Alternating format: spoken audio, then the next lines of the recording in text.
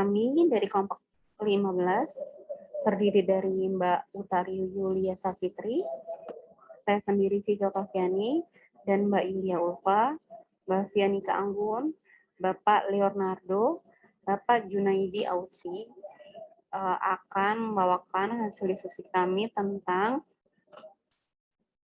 K3 Laboratorium Patologi Anatomi.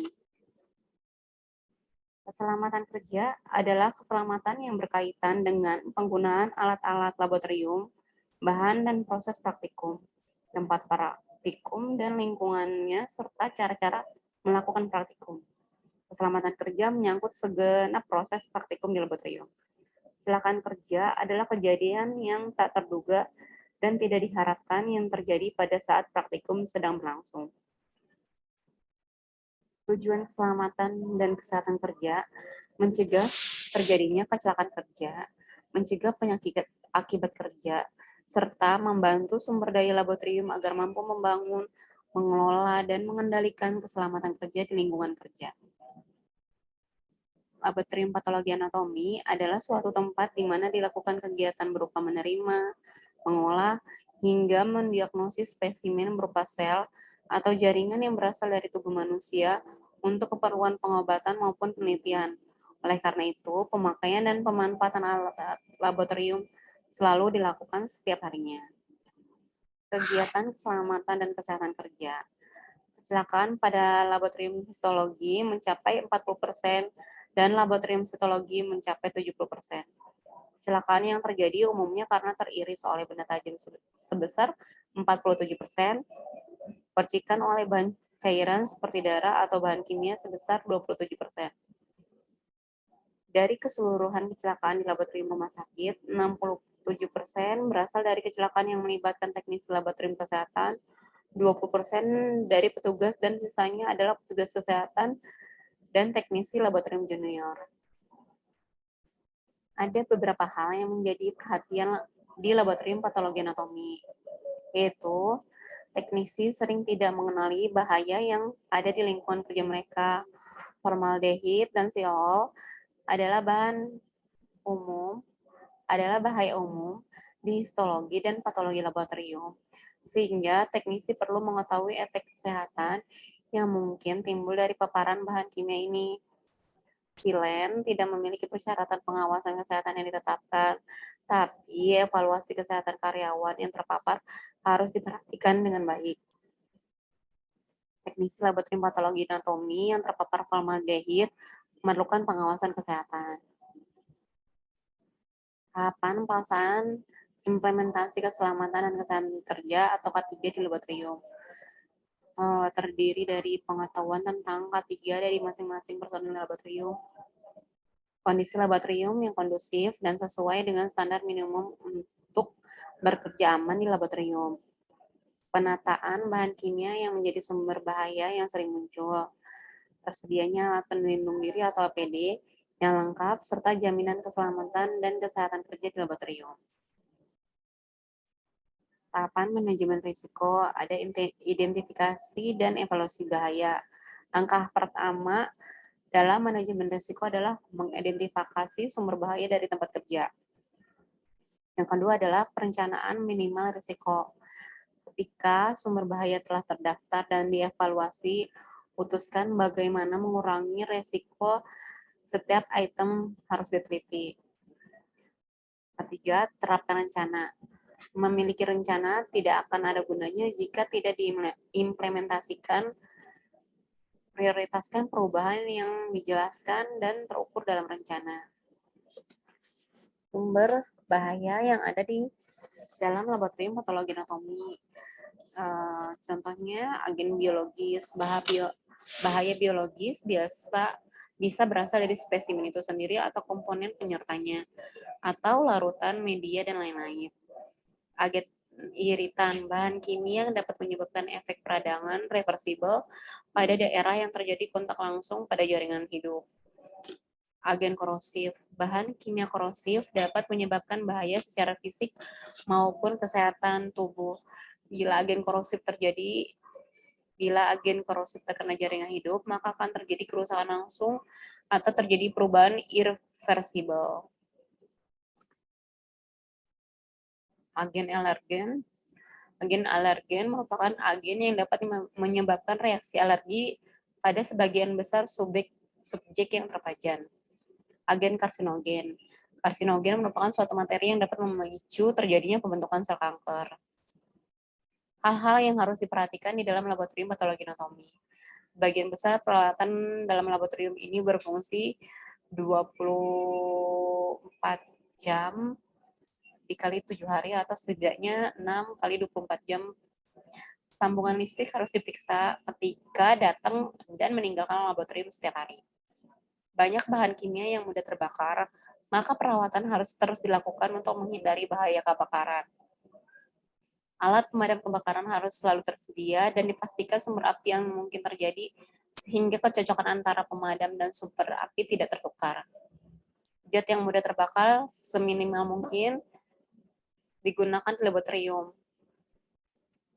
Zat seperti lilin, alkohol, silen, aseton harus disimpan di tempat yang terpisah dan hanya diambil ketika diperlukan.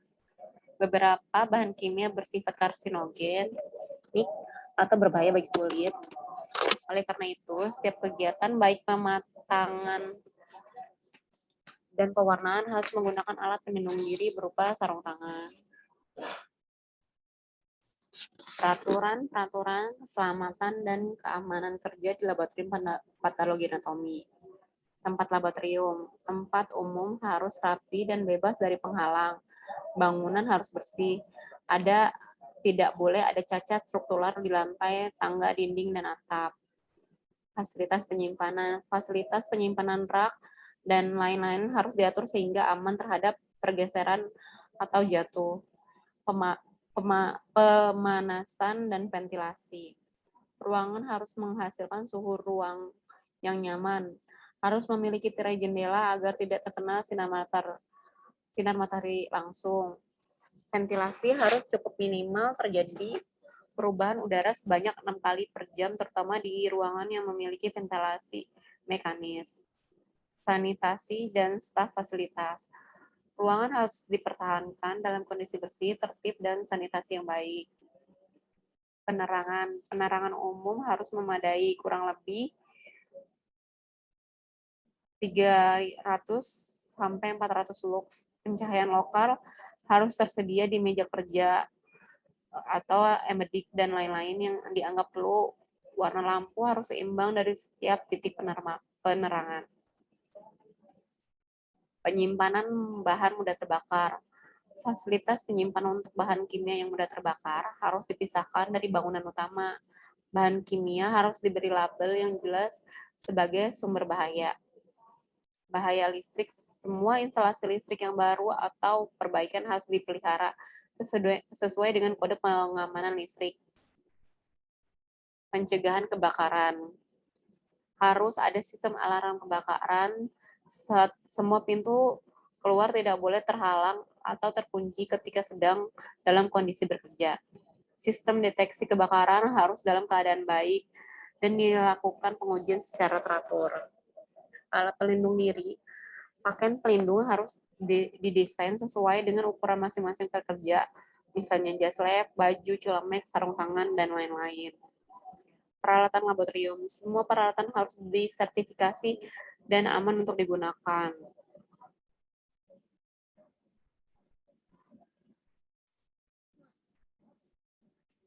Penanganan limbah. Rumah sakit wajib memiliki izin pembuangan limbah cair. Jadi limbah vaskes masuk ke IPL cairan utama. Terus dilakukan pengujian kualitas air hasil olahan IPL secara periodik per 3 bulan. Terus langsung disalurkan melalui saluran limbah menuju badan air atau sungai terdekat. Izin terbit jika dalam 3 kurun pengujian kualitas air pengolahan IPL cair di bawah ambang batas baku mutu. Penanganan limbahnya, pengolahan limbah padat B3 medis, atau limbah infeksius dan sangat infeksius, patologi dan anatomi farmasi sitotoksis. Dimusnahkan dalam insinerator atau kerjasama dengan pihak ketiga berizin. Pewadahannya dengan kresek kuning, jarum suntik atau speed, dan benda tajam ditampung dalam safety box. Pengangkutan limbah B3 medis setiap 2 hari sekali. Penanganan limbah, bahan pewarna yang banyak mengandung alkohol sebagai pelarutnya seperti diamond benzidin atau DAP, dan bahan karsinogen lainnya harus diatur dalam penggunaan dan pengolahan limbahnya. Pewarna ini harus dikategorikan ke dalam limbah berbahaya. Kegunaan metode tes jika diperlukan, karena akan mengurangi jumlah limbah pewarna. Namun pastikan kembali untuk membuang kelebihan bahan pewarna harus memiliki tempat penampungan. Bahan kimia pastikan telah dilabel dengan kode tertentu, tempat penyimpanan dan pembuangan. Gunakan bahan desinfektan dengan benar dan tepat. Hal ini dikarenakan tidak semua bahan desinfektan baik untuk semua kasus. Kurangi bahan-bahan yang menghasilkan aerosol. Kebanyakan bahan yang menghasilkan aerosol mudah terbakar. Gunakan semprotan yang jauh lebih mudah, lebih aman, dan lebih murah. Gunakan botol pompa semprot isi ulang. Tips pengurangan dalam penanganan limbah. Bahan kimia, aseton, penggunaannya untuk pelarut. Lakukan pengetesan dengan melarutkannya dengan volume serendah mungkin dan diujikan dengan spesimen seminimal mungkin. Pastikan bahwa limbah aseton yang dikelola sebagai limbah kimia berbahaya. Aseton tidak perlu untuk dialiri air terus-menerus. Kloroform gunanya untuk pembiasaan hewan uji atau pelarut ekstraksi. Gunakan larutan alternatif atau metode alternatif. Bahan kimia berbahaya, pastikan manajemen pembuangan limbah. Formalin dan metanol gunanya untuk larutan fiksasi. Gunakan untuk beberapa pemakaian.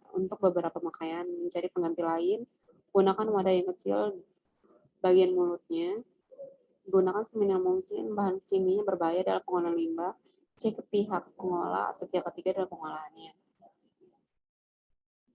Silol atau pelarut, usahakan cari bahan penggantinya. Gunakan silol berulang-ulang atau kembali dimurnikan. Pastikan pengolahannya masuk dalam limbah.